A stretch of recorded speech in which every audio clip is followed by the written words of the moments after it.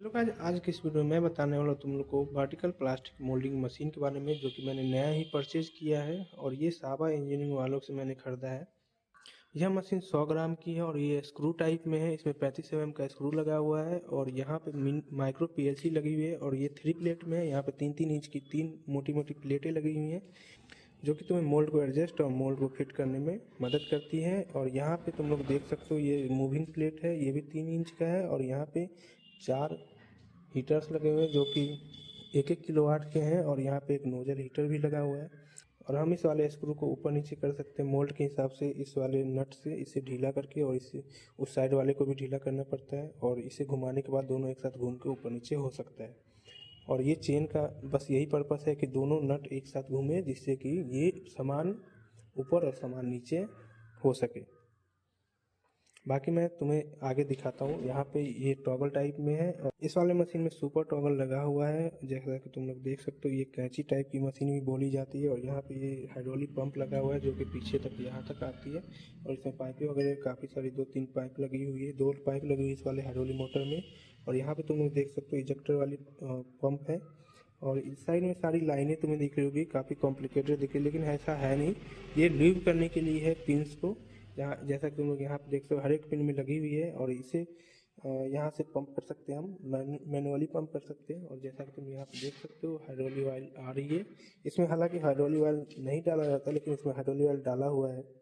यहाँ पे देख सकते हो, यहाँ पे सेफ 40 करके ऑयल डाला जाता है।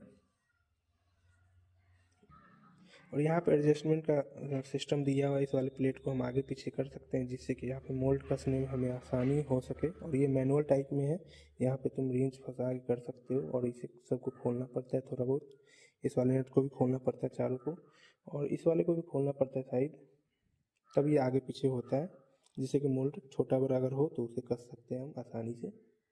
इस वाली मशीन में लगी हुई है 5.5 किलोवाट की 7.5 HP में मोटर और इसकी आरपीएम है 1450 और ये 10.5 एम्पियर लेता है और ये हिंदुस्तान कंपनी की मोटर है।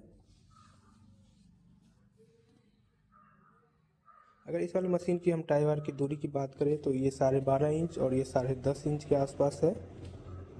और यहाँ पे जैसा कि तुम लोग देख सकते हो, यहाँ पे एक प्रेशर गेज लगा हुआ है, कितने बार की हमारी हाइड्रोलिक मोटर प्रेशर बना रही है वो है, और यहाँ से शायद से सेट कर सकते हैं। और अगर हम बात करें यहाँ पे कंट्रोल पैनल की, तो इसमें 5 एम्पियर के मीटर लगे हुए हैं जो कि ये 5 हीटर के हैं। और यहाँ पे एक फ़ोन चार्जिंग का है और एक बल्ब ऑन ऑफ करने का है और एक पीएलसी ऑन करने का है।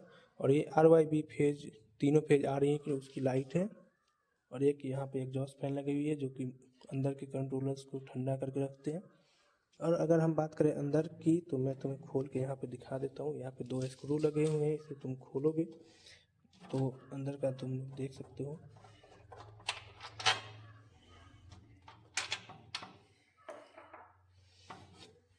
तो यहाँ पे ये एम्पियर मीटर का पीछे वाला पोर्शन है और इधर लगे हुए हैं एक कॉन्टेक्टर, 5 रिले जो कि हीटर को ऑन ऑफ करने में मदद करता है। यहाँ पे काफ़ी सारे एमसी भी लगे हुए हैं और काफ़ी 2 रिले भी लगे हुए हैं। ये रिले किस चीज़ की मुझे नहीं पता। और ये पावर सप्लाई लगा हुआ है जो कि पीएलसी को चलाने में मदद करता है। और यहाँ पे काफ़ी सारी नीट एंड क्लीन वायरिंग की हुई है, काफ़ी अच्छी वायरिंग की हुई है इसकी। तो हम इसे बंद कर देते हैं, मैं इसके स्क्रू बाद में लगा दूंगा। और अगर हम इस साइड की बात करें तो यहाँ पे प्लेट को आगे पीछे करने के लिए लगा हुआ है। अगर मैं इस चारों स्क्रू को खोल दूँ तो इसे आगे पीछे कर सकता हूँ।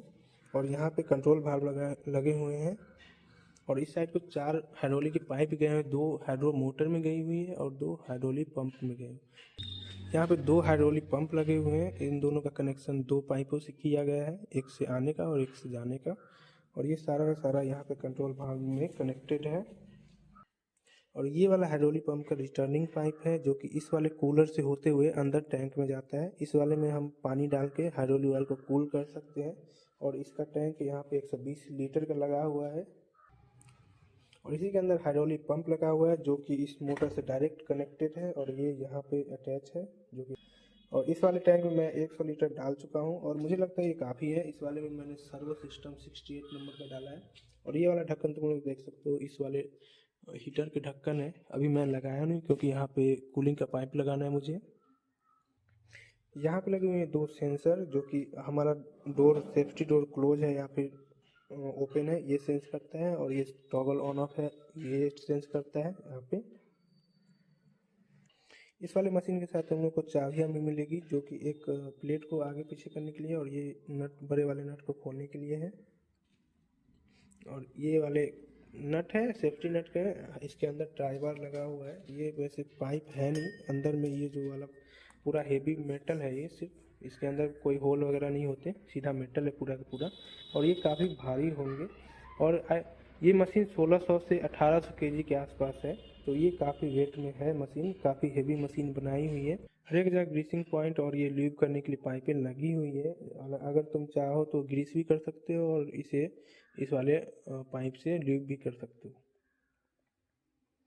यहाँ पे तुम देख सकते हो, अगर ये सोच रहे हो कि ये हाइड्रोलिक ऑयल स्प्लिट हुआ है, तो नहीं, ये इसी वाले टैंक का ऑयल। यहाँ पे थोड़ी बहुत जंग लग गई थी, तो मैं इसे थोड़ा सा ज़्यादा तेल डाल के इसे चलाया हूँ, तो यहाँ पे जंग वगैरह भी गिरी हुई है।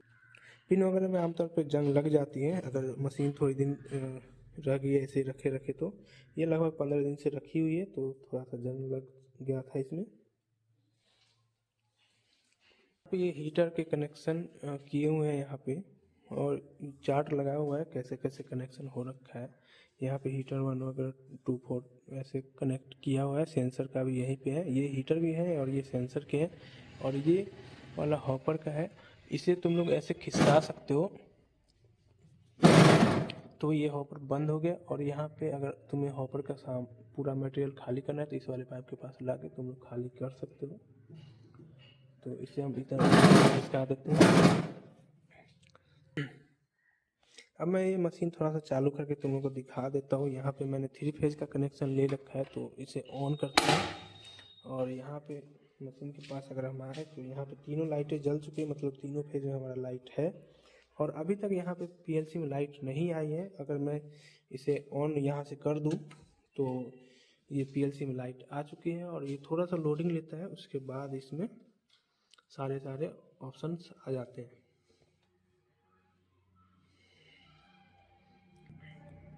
तो हमारा पीएलसी ऑन हो चुका है। यहाँ पे तुम लोग बटन देख सकते हो जो कि हीटर ऑन करने का है, तो मैं इसे थोड़ा सा ऑन कर देता हूँ। तो यहाँ पे सेट वैल्यू है, तो यहाँ पे देख सकते हो हीटर की वैल्यू सेट की हुई टेम्परेचर, और ये प्रेजेंट वैल्यू है, तो हीटर के थोड़े से अभी कम है।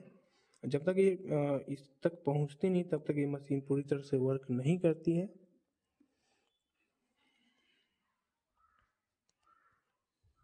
और यहाँ पे है मोटर ऑन और ऑफ करने का, ये प्रेशर वगैरह सेट करने का, टेम्परेचर सेट करने का, और मोड ओपन क्लोज का है। ये कैरेज फॉरवर्ड और बैकवर्ड करने का, रिफिल वगैरह का, इजेक्टर फॉरवर्ड बैकवर्ड का है।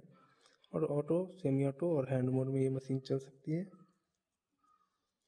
अगर मैं इस वाले मोटर को ऑन करूँ, तो जैसा कि तुम देख सकते हो, ये मोटर इसकी ऑन हो चुकी है, और यहाँ पे हीटर एम्पियर लेना शुरू कर चुका है। और तुम लोग देख सकते हो ये एम्पियर काफ़ी ज़्यादा एम्पियर लेते हैं, 6 के आसपास ले रहा है। और ये छोटे वाले हीटर 1 से थोड़ा सा कम ले रहा है।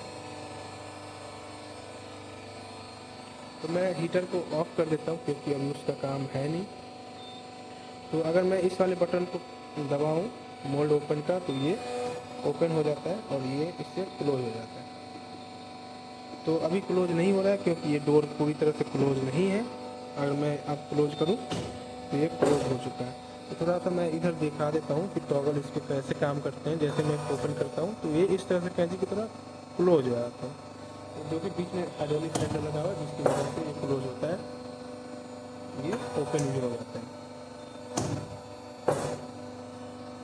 ठीक है, बाकी मैं इसे ऑफ कर देता हूँ। जब तक ये टेम्परेचर इतना टेम्परेचर नहीं पहुंच जाता, तब तक इसके ये वाले फंक्शंस काम नहीं करेंगे। अगर मैं कोई भी बटन दबाता हूँ, तो ये सायरन बजना शुरू हो जाता है। तो और मैं इसमें एक सेफ्टी लगा हुआ है, जैसे ही इसे बताया बजाएंगे, तो इसके सारे ऑप्शन बंद हो जाते हैं। तो मैं इसे बंद कर देता हूँ। बाकी का तुम लोग देख सकते हो, ये पूरा मशीन है। और अगर इस वाले मशीन के बारे में और कुछ जानना है, तो तुम लोग कमेंट कर सकते हो।